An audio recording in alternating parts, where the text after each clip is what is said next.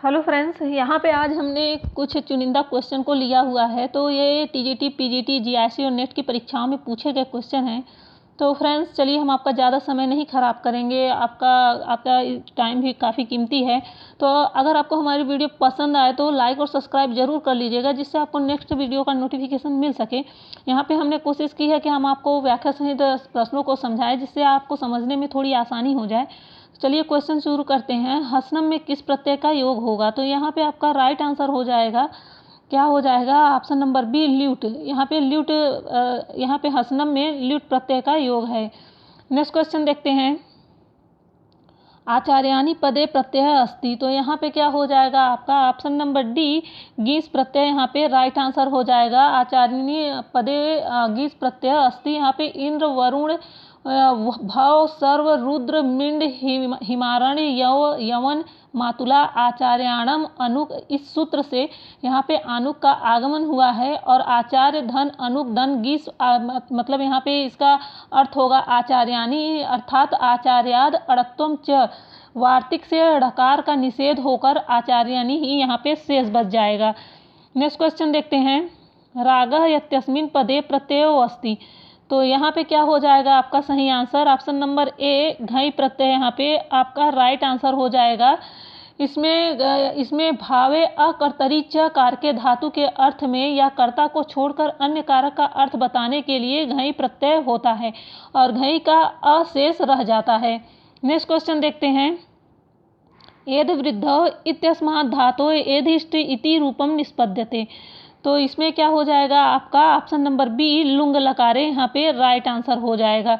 यहाँ पे एद वृद्ध इत्यस्मात् धातोः एधिष्ठि इति रूपम लुंग लकारे निष्पद्यते। ठीक है। नेक्स्ट क्वेश्चन देखते हैं। भू धातु लोट लकार से मध्यम पुरुष से एक वचने रूपम अस्ति। तो यहाँ पे क्या हो जाएगा सही आंसर? ऑप्शन नंबर सी, भवतात यहाँ पे सही आंसर हो जाएगा। भवतात क्या हो जाएगा? सही आंसर हो जाएगा। नेक्स्ट क्वेश्चन देखते हैं। हु धातो सपः स्थाने जुह्यातो नेक्स्ट क्वेश्चन है। हु धातो सपः स्थाने जुह्यादिभ्यः इति सूत्रेण किम विधीयते। तो यहाँ पे क्या हो जाएगा आपका right answer? Option number B, स्लू यहाँ पे राइट आंसर हो जाएगा। यहाँ हु धातो सपः स्थाने जुह्यादिभ्यः इति सूत्रेण स्लुः विधीयते। अर्थात यहाँ पे क्या होगा? हु धातु में जुहोति आदि धातु से परे सब का स्लू का अर्थ क्या होता है ये जानिए, लोप होता है। तो यहाँ पे क्या हो जाएगा? लोप हो जाएगा। और प्रत्यय लुक स्लू लूपः के अनुसार प्रत्यय के लोप को स्लू कहा जाता है। नेक्स्ट क्वेश्चन देखते हैं। मैं उस पर क्रोध क्यों करूं? अस्य वाक्य से संस्कृत अनुवादः विद्यते। तो इसका राइट आंसर क्या हो जाएगा? ऑप्शन नंबर डी, अहम तस्मै किमर्थ क्रुध्यानि। यहाँ पे राइट हो जाएगा ऑप्शन नंबर डी। यहाँ पे कौन सा सूत्र लगेगा? तो क्रुद्ध से अर्था असूयार्था नाम एवं प्रतीकोप। इस सूत्र से क्रुद्ध, द्रुह, ईर्ष्या और असूय धातुओं या इनके समानार्थक धातुओं के प्रयोग में जिसके प्रति क्रोध, द्रोह, ईर्ष्या और असूय की जाती है, उसकी कौन सी संज्ञा हो जाती है? तो संप्रदान संज्ञा हो जाती है। यहाँ पे क्या होगा? मैं उस पर क्रोध करता हूँ। यहाँ उस पर क्रोध करने के कारण है, इसमें कौन सी विभक्ति लग रही है? तो इसमें चतुर्थी विभक्ति लग रही है। ठीक है। नेक्स्ट क्वेश्चन देखते हैं। विद्वत शब्द से पुल्लिंगे षष्ठी विभक्तो रूपाणी। तो यहाँ पे क्या हो जाएगा right answer? Option number B, विदुषः, विदुषो, विदुषाम। यहाँ पे राइट आंसर हो जाएगा option number B. Next question है। विश्वपा शब्द से द्वितीय बहुवचने रूपम अस्ति। तो इसका सही आंसर क्या हो जाएगा? ऑप्शन नंबर बी, विश्वपः यहाँ पे राइट आंसर हो जाएगा। नेक्स्ट क्वेश्चन है। अन्यतात अलवर्णात् पूर्ववर्ण किमुच्यते। तो इसका सही आंसर क्या हो जाएगा? ऑप्शन नंबर बी, उपधा। यहाँ पे राइट आंसर हो जाएगा। उपधा अलवर्ण से पूर्व वर्ण की उपधा संज्ञा होती है। नेक्स्ट क्वेश्चन देखते हैं। उपाधि पूर्वस्य कस्य धातोराधारः कर्म स्यात्। तो यहाँ पे आधार इसका पूछा है, तो यहाँ पे क्या हो जाएगा? ऑप्शन नंबर ए, वस धातु। यहाँ पे क्या हो जाएगा? वस धातु। उपाधि पूर्वस्य वस धातु आधारः कर्म स्यात्। उप आदि उपसर्ग पूर्वक वस धातु के आधार की कौन सी संज्ञा होती है? तो कर्म संज्ञा होती है। नेक्स्ट क्वेश्चन है। क्रोशेन अनुआको अधीतः इत्यस्मिन् उदाहरणे किम कारक सूत्रम। तो यहाँ पे क्या हो जाएगा आपका right answer option number B अपवर्गीय तृतीया यहाँ पे राइट आंसर हो जाएगा। क्या हो जाएगा? अपवर्गीय तृतीया यहाँ पे राइट आंसर हो जाएगा। नेक्स्ट क्वेश्चन देखते हैं। अहर्त दर्शने पंचमहाव्रतेषु अपरिग्रहस्य भावना अस्ति। तो यहाँ पे क्या हो जाएगा आपका right answer option number C ज्ञानेन्द्रियाणाम स्वविषयेषु राग द्वेषा भावता। तो यहाँ पे राइट आंसर हो जाएगा ऑप्शन नंबर सी। यहाँ पे पंच महाव्रत है, तो ये पंच महाव्रत कौन से हैं? अहिंसा, सत्य, अस्तेय, ब्रह्मचर्य, अपरिग्रह, ये 5 महाव्रत बताए हैं। नेक्स्ट क्वेश्चन है बौद्ध दर्शनस्य मुख्य रूपेण भागः सन्ति। बौद्ध दर्शनस्य मुख्य रूपेण भागः सन्ति। तो यहाँ राइट आंसर क्या हो जाएगा? ऑप्शन नंबर ए चत्वारः सही आंसर हो जाएगा। बौद्ध दर्शन से मुख्य रूपेण भागः, यहाँ पे बौद्ध दर्शन के मुख्य रूप से कितने भाग पूछा है? तो 4 भाग है।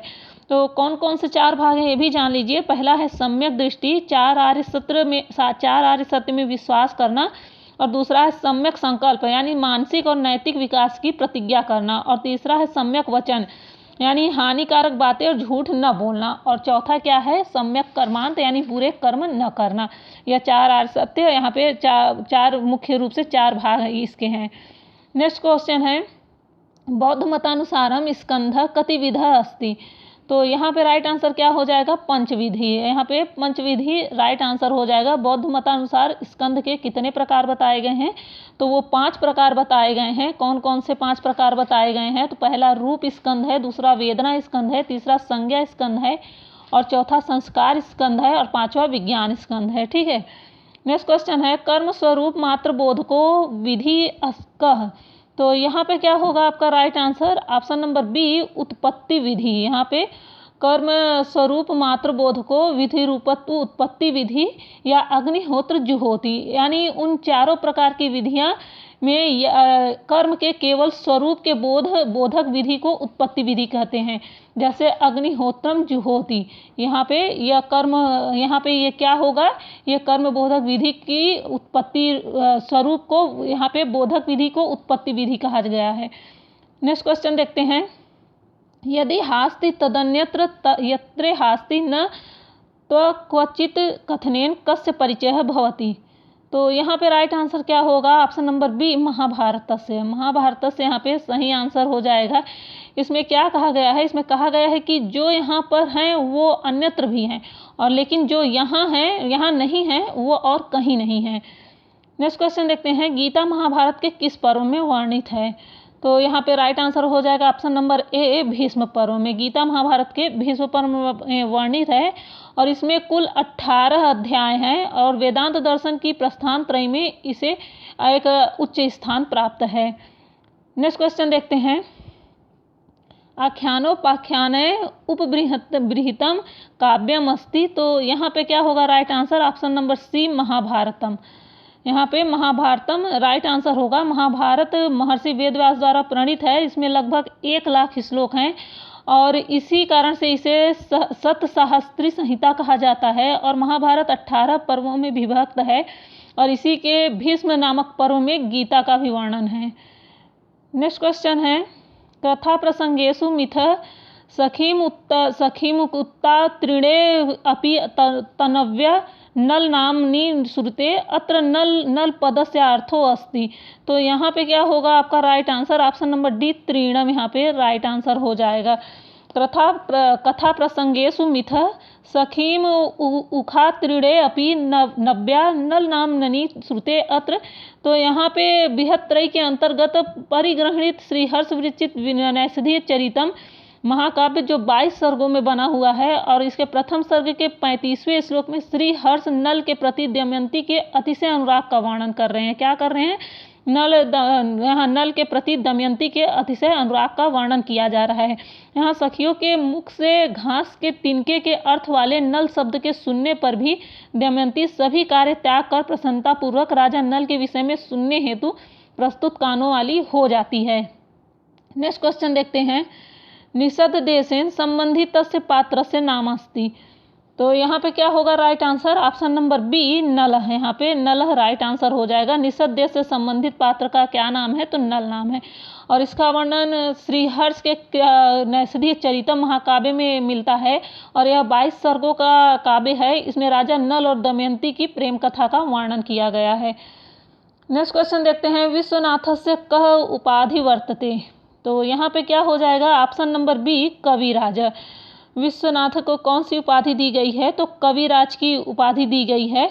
और विश्वनाथ के किसकी रचना किया है, तो साहित्य दर्पण की किया है। और यहाँ पे जो वाग देवता अवतार दिया है, तो ये किसकी उपाधि है, ये किसकी उपाधि है, तो ये मम्मट की उपाधि है, जो काव्य प्रकाश के रचनाकार हैं। किसकी, आचार्य मम्मट की उपाधि है।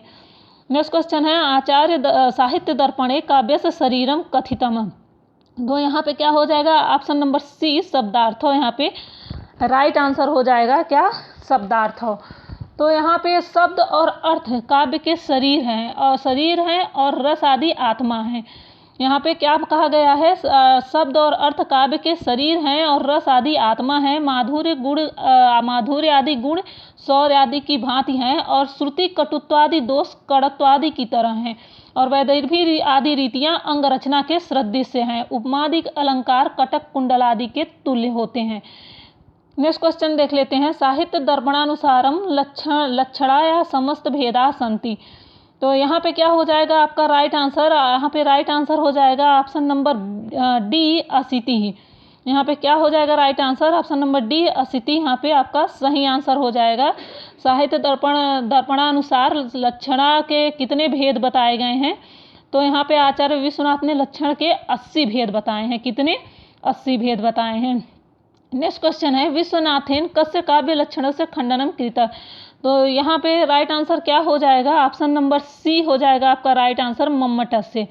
मम्मटस यहाँ पे आपका राइट आंसर हो जाएगा। विश्वनाथ ने मम्मट के काव्य लक्षण का खंडन किया है।